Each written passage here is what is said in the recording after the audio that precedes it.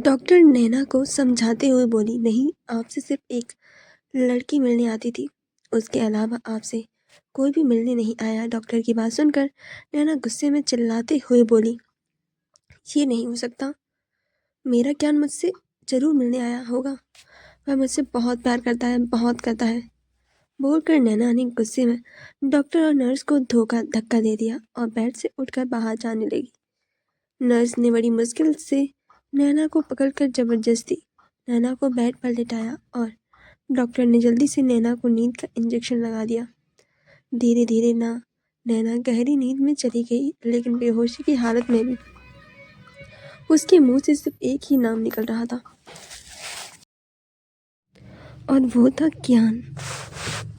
नैना की हालत देखकर हर्षित भी इमोशनल हो गया था, लेकिन वह जानता था कि ज्ञान अपनी जिंदगी में आगे बढ़ चुका है, लेकिन उसे यह सच्चाई बतानी तो थी।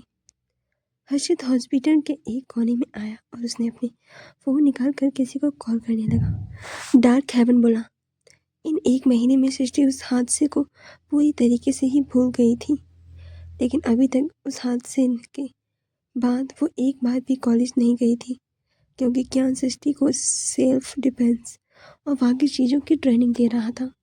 वो नहीं चाहता था कि जो सृष्टि के साथ हादसा हुआ वो दोबारा उसके साथ हो। दोनों ना चाहते हुए भी एक दूसरे की तरफ अट्रैक्ट हो रहे थे। ज्ञान इस वक्त रूम में बेड पर बैठा हुआ सृष्टि को फ्रूट खिला रहा था, जिन्हें खाने में सृष्टि बुरा सा मुंह बना रही थी। ज्ञान अपनी सर्द आवाज में सृष्टि से बोला, जाना, नौटंकी नहीं, आजकल तुम्हारी नौटंकी कुछ ज्यादा ही बढ़ती जा रही है। सृष्टि ज्ञान को घूरते हुए धीरे से बोली, सफेद कबूतर को क्या मैं कोई सर्कस वाली लगती हूँ जो नौटंकी करूंगी? बोलते हुए सृष्टि ने बुरा सा मुंह बना लिया था। ज्ञान सृष्टि को कुछ बोलने ही वाला हुआ, तभी उसका फोन बजा। ज्ञान सृष्टि को घूरते हुए अपनी सर्द आवाज में बोला, जल्दी से इसे फिनिश करो, और आज हम लोग गोइंका विला वापस जा रहे हैं, तो रेडी हो जाना। गोइंका विला वापस जाने की बात सुनकर सृष्टि के होठों पर एक बड़ी सी मुस्कुराहट आ गई थी। वो अपने ससुराल वालों को काफी ज्यादा मिस कर रही थी। सृष्टि मुस्कुराते हुए ज्ञान से बोली, सच, तुम्हें पता है ना, मैंने अपनी फैमिली को बहुत मिस किया। ज्ञान अपनी एक आईब्रो उठाते हुए सृष्टि से बोला, तुम्हारी? उसकी बात सुनकर सृष्टि भी मुस्कुराते बोली, हाँ, मेरी। ज्ञान अपनी आंखों में शरारत भरते हुए सृष्टि से बोला, मेरी फैमिली तो मैं तुम्हारा कौन हूँ? सृष्टि मुस्कुराते बोली, तुम तो मेरे हस्बैंड हो। ज्ञान सृष्टि के चेहरे के ऊपर झुकते हुए बोला, रियली? तो आज तुम्हारे हस्बैंड को प्यार चाहिए? ये सुनते ही सृष्टि का चेहरा शर्म से लाल हो गया। अभी ज्ञान को दोबारा फोन बजा। ज्ञान सृष्टि के दो होठों को अपने होठों से हल्का टच करते हुए बोला, रात को मैं तुम्हें बहुत सारा प्यार करूंगा। बोलकर ज्ञान अपना फोन लेकर बालकनी में चला गया। ज्ञान ने पॉकेट से अपना फोन निकाल कर कॉल को पिक की तो दूसरी तरफ से उसके दोस्त हर्षित की आवाज आई, ज्ञान, तेरी एक्स गर्लफ्रेंड नैना वो जिंदा है और हॉस्पिटल में है, और आज ही उसको होश आया है। ज्ञान की आंखें बिल्कुल शर्द हो गई थी, उसका चेहरा गुस्से से बिल्कुल काला पड़ गया था। ज्ञान गुस्से में अपने दांत पीसते हुए बोला, तू किसकी बात कर रहा है? मुझे कुछ समझ नहीं आ रहा है। जो मुझे समझ में नहीं आता मैं उस पर अपना फालतू टाइम वेस्ट नहीं करता। बोलकर ज्ञान ने गुस्से में कॉल कट कर दी। ज्ञान गुस्से में कमरे के अंदर आया। सृष्टि बेड पर बैठी अभी भी फ्रूट्स खा रही थी और फोन में फनी वीडियोस को देखकर हंस रही थी। ज्ञान गुस्से से चिल्लाते सृष्टि बोला, अब फ्रूट्स खाने में तुम 1 साल लगाओगी, जल्दी खाओ। बोलकर ज्ञान कमरे से बाहर निकल गया। सृष्टि ज्ञान का गुस्सा देखकर खुद में बड़बड़ाते हुए बोली,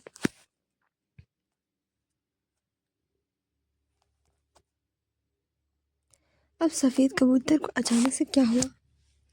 अभी तो बड़ा मुस्कुरा रहा था और अब अचानक से ज्वालामुखी कैसे बन गया? जल्दी का सृष्टि, वरना सफेद कबूतर तुझे कबूतरी बना देगा। बोलकर सृष्टि जल्दी से फ्रूट्स को खाने लगी थी। दूसरी तरफ हॉस्पिटल। कुछ घंटों बाद नैना ने अपनी आंखें खोली और अपने आसपास देखा। इस वक्त वहां पर कोई भी और मौजूद नहीं था। नैना को मौका मिल गया और वो नम आंखों से मुस्कुराते हुए बोली, कियान मैं वापस आ रही हूँ तुम्हारे पास। मुझे वो तुम्हारा रिएक्शन देखना है जब तुम मुझे इतने सालों बाद मुझे देखोगे। जो तुम्हारे चेहरे पर खुशी होगी, मुझे वो खुशी देखनी है। बोलती हुई नैना खुद में ही मुस्कुरा रही थी, लेकिन उसे क्या पता था जैसा वह सोच रही थी वैसा तो कुछ हो ही नहीं वाला था। नैना जल्दी से बेड से उठकर वार्ड से बाहर निकल गई और छुपते छुपाते हुए हॉस्पिटल से बाहर निकलने लगी। नैना हॉस्पिटल के बाहर आई। उसने अभी भी हॉस्पिटल गाउन ही पहना हुआ था। काफ़ी कमजोर थी, लेकिन फिर भी कियान से मिलने की उसके चेहरे पर एक अलग ही खुशी दिखाई दे रही थी। नैना के पास पैसे नहीं थे जो वो ऑटो वाले को दे सके, इसीलिए पैदल ही अपनी मंजिल की तरफ बढ़ गई थी। नैना रोड पर चल रही थी। आसपास के लोग उसे अजीब नज़रों से देख रहे थे, लेकिन नैना को किसी की भी फिक्र नहीं थी। उसे तो बस जल्दी से अपने प्यार से मिलने की जल्दी थी। नैना जिस रास्ते पर आ रही थी वो रास्ता थोड़ा सुनसान था, लेकिन फिर भी नैना बिना डरे में अपनी मंजिल की तरफ बढ़ रही थी। उसी सुनसान रास्ते पर 2-3 लफंगे लड़के शराब पीते हुए आ रहे थे। वह तीनों जानबूझकर नैना से टकरा गए और वो लड़का बदतमीजी करते हुए नैना से बोला, सॉरी मैडम जी, गलती हो गई।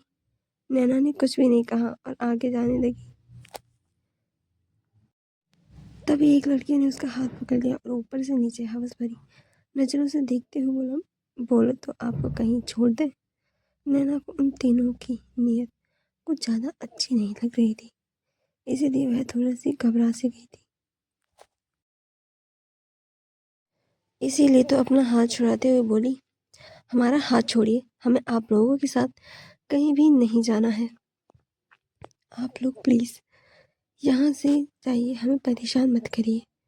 बोलते हुए नैना की आंखों में अचानक से आंसू आ गए थे। एक लड़का बेशर्मी से मुस्कुराते हुए नैना से बोला, परेशान कहाँ कर रहे हैं मैडम जी, हम तो आपकी हेल्प कर रहे हैं।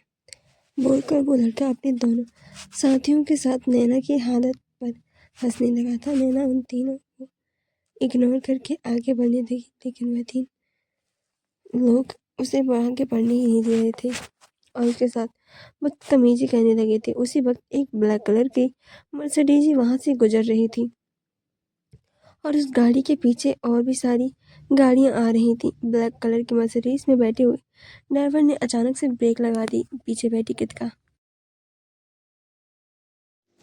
जो फ़ोन पर बात कर रही थी, ड्राइवर की इस हरकत पर उससे गुस्से से बोली, ड्राइविंग करना भूल गए हो तो जॉब छोड़ दो। ड्राइवर हकलाते हुए बोला, हम सॉरी मैडम, लेकिन सामने कुछ लफंगे एक लड़की के साथ बदतमीजी कर रहे हैं। यह सुनकर कृतिका ने सामने देखा तो सामने का नज़ारा देखकर वो खुद से बोली, एक अकेली लड़की को परेशान करते हुए इन्हें तो एक अच्छा सबक सिखाने पड़ेगा। बोलकर कृतिका अपनी गाड़ी से बाहर निकलने लगी थी।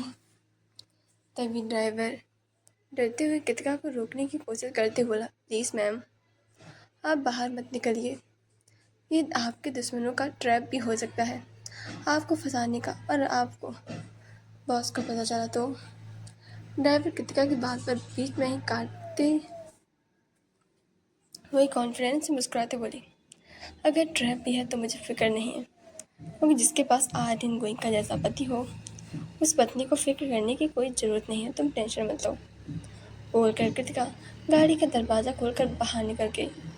कृतिका की गाड़ी से बाहर निकलते ही पीछे खड़ी गाड़ियों में से उसके बॉडीगार्ड्स अपनी अपनी गन को लेकर नीचे उतरने लगे थे और कृतिका के पीछे चलने लगे। कृतिका ने जैसे ही उस लड़की को देखा तो वह चौंक गई और हैरानी से उसके मुंह से निकला नैना। उसका नाम सुनकर नैना के पीछे मुड़कर देखा तो नम आंखों से बोली, कृतिका आंटी, अच्छा हुआ आप आ गए, प्लीज़ मुझे इन लोगों से बचा लीजिए, ये लोग मुझे फालतू में परेशान कर रहे हैं। उन तीनों लड़कियों ने कृतिका की तरफ देखा, लेकिन जैसे उसके पीछे खड़े बॉडीगार्ड्स को देखा तो सभी लोग डर से वहाँ से भाग गए थे। नैना रोते हुए कृतिका के गले लग गई थी। कृतिका नैना के बालों में अपना हाथ फेरते हुए प्यार से बोली, नैना तुम यहाँ, और तुमने हॉस्पिटल के कपड़े क्यों पहन रखे हैं? नैना कृतिका से अलग होकर परेशान होते हुए बोली, आंटी, मैं वह सब आपको बाद में बताऊंगी, लेकिन अभी आप ये बताइए कि कियान कहाँ पर है। मुझे उसे बहुत कुछ बताना है, वरना बहुत देर हो जाएगी।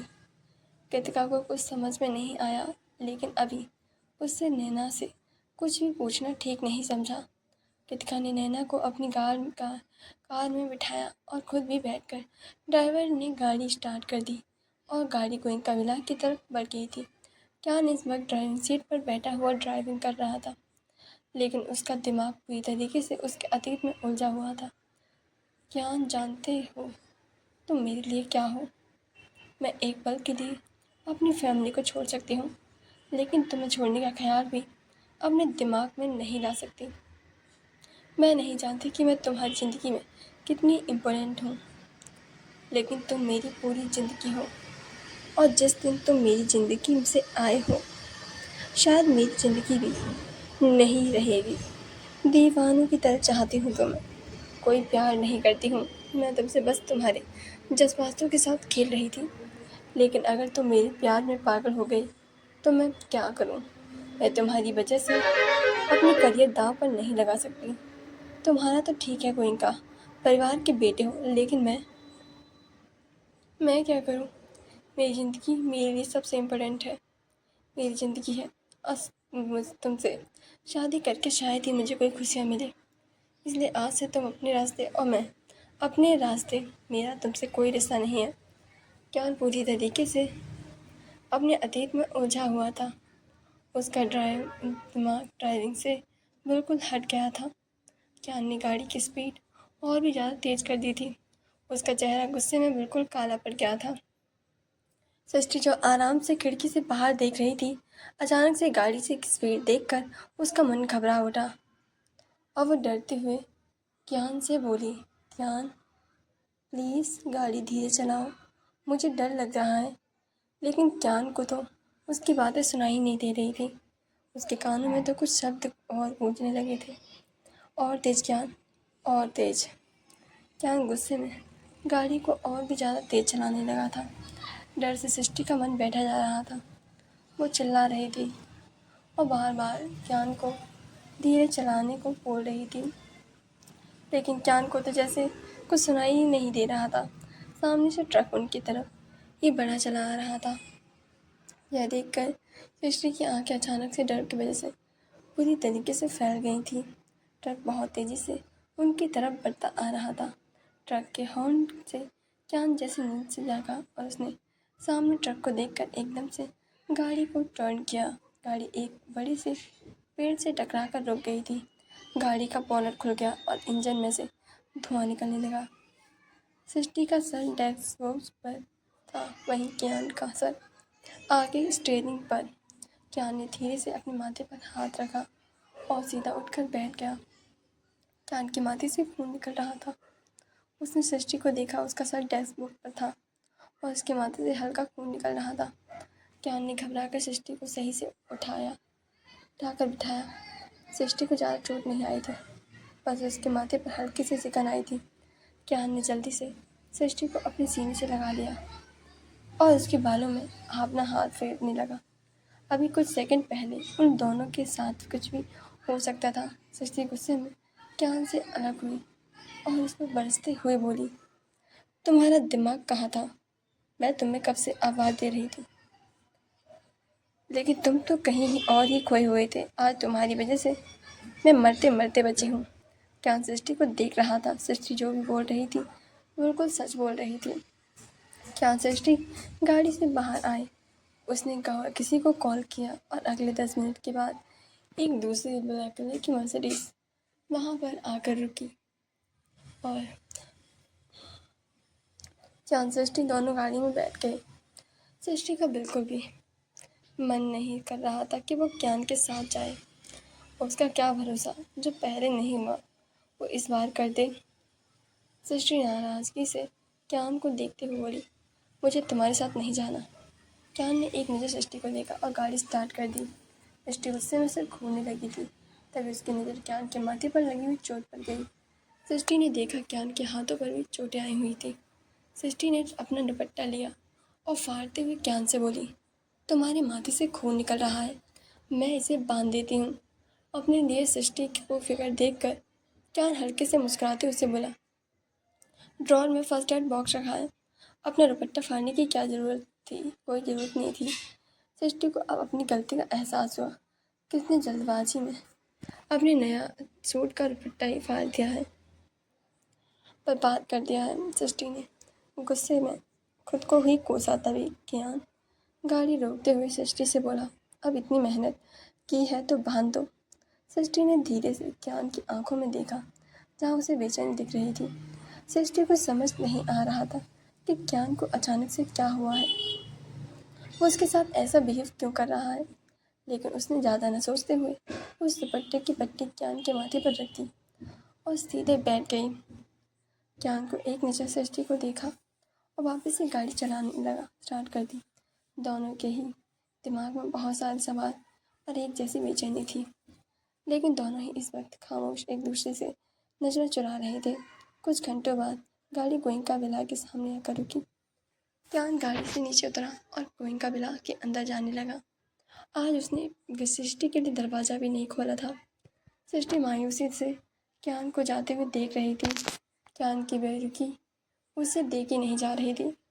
तभी बॉडीगार्ड्स गाड़ी के पास आए और उसने अपना सर झुकाकर सृष्टि के लिए दरवाज़ा खोला। सृष्टि नीचे उतरी और गोइंका विला के लिए अंदर जाने लगी थी। सृष्टि मेन गेट की तरफ आई। वहाँ पर ज्ञान की बाहों में किसी और लड़की को देखकर वह बुरी तरीके से शॉक्ड रह गई। नैना कुछ मिनट ज्ञान से अलग हुई और नम आँखों से उसका चेहरा देखते हुए बोली, ज्ञान, I miss you, I really miss you. लेकिन ज्ञान ने कोई जवाब नहीं दिया और वहाँ से जाने लगा। तभी नैना ने उसका हाथ पकड़ लिया। ज्ञान के कदम रुक गए। सृष्टि कभी ज्ञान को देखती तो कभी नैना को देखती। उसे समझ नहीं आ रहा था कि उसके साथ हो क्या रहा है। हेलो गाइस, मैं शायद रिकॉर्डिंग नहीं कर पाऊँगी आज, क्योंकि मेरी तबीयत बहुत ख़राब हो चुकी है इस शादी से की वजह से। तो प्लीज़ आप लोग आज इसे पढ़ लेंगे, कल से पक्का मैं सही हो जाऊँगी तो ज़रूर रिकॉर्डिंग कर दूँगी। प्लीज़ आज इसे एडजस्ट कर देना, क्योंकि डालना बहुत ज़रूरी है। नहीं डालेंगे तो आप लोग नाराज़ वैसे होते रहते हैं, इसलिए प्लीज़